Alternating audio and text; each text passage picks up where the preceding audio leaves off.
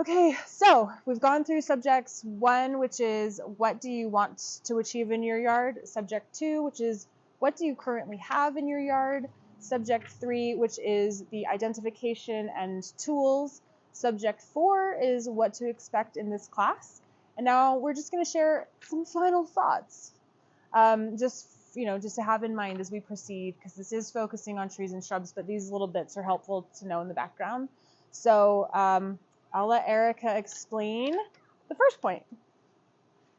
So one of my final thoughts is you're more likely to be successful with the plants in your yard if you're selecting plants that agree with or need the conditions that you can provide for them. Whereas if you are selecting plants that you need to change your conditions to meet their requirements, that's an uphill battle and it might not be one that you want to fight.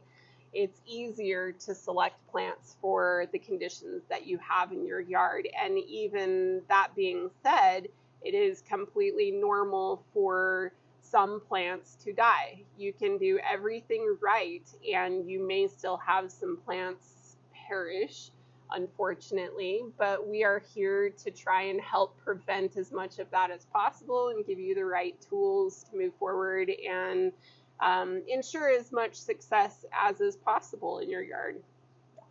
Plants are living things, and we always are aware of that, so we're going to give everything possible so that they live, but they do still die sometimes. They do. The percentage that you said before was it's something like 10 to 15% of all new plantings. Even if you've done everything correctly, it's still possible that many plants will die. Yeah.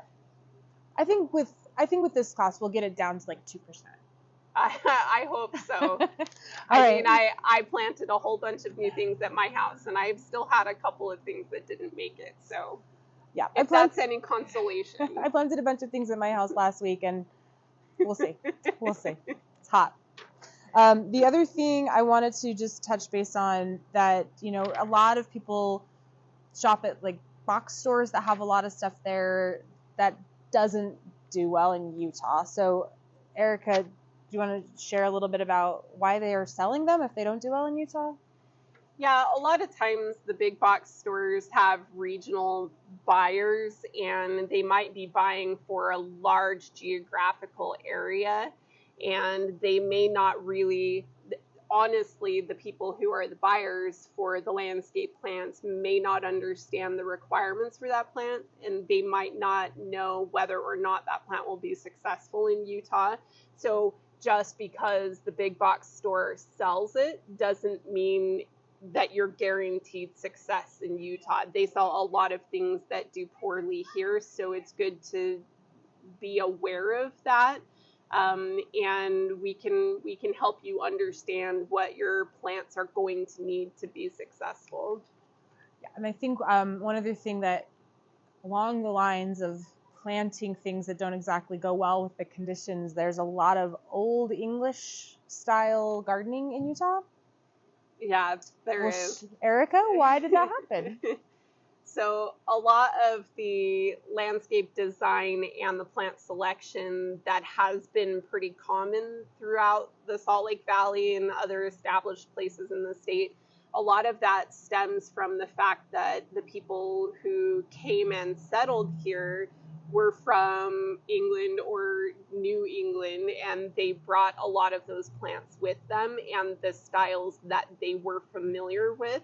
And doesn't mean that those are the right kinds of designs for Utah or the right selections for Utah.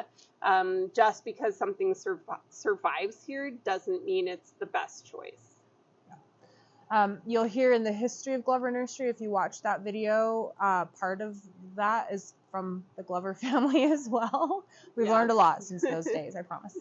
Okay, the last thing I want to touch base on are office hours. Erica has kindly offered to set up some time every week for folks that want to come in and chat about some of the things that we discuss in the classes.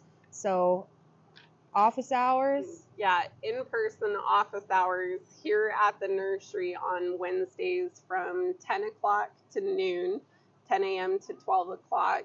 I'll be available for questions, answers, consultations, sorts of things. And we'll keep you updated every semester. That might change a little bit, but this will be for at least the fall semester. Those are the days, the day and the times that she'll be here. And if you're not able to make that because of work or childcare, or you need some help, but that just time doesn't work for you, just message us and we'll set something else up, because we want to make sure you have all the information you need. Yep. All right. Anything else? No. Have a great day. Hey, have a great day. We'll see you on the first day of class. Thank you.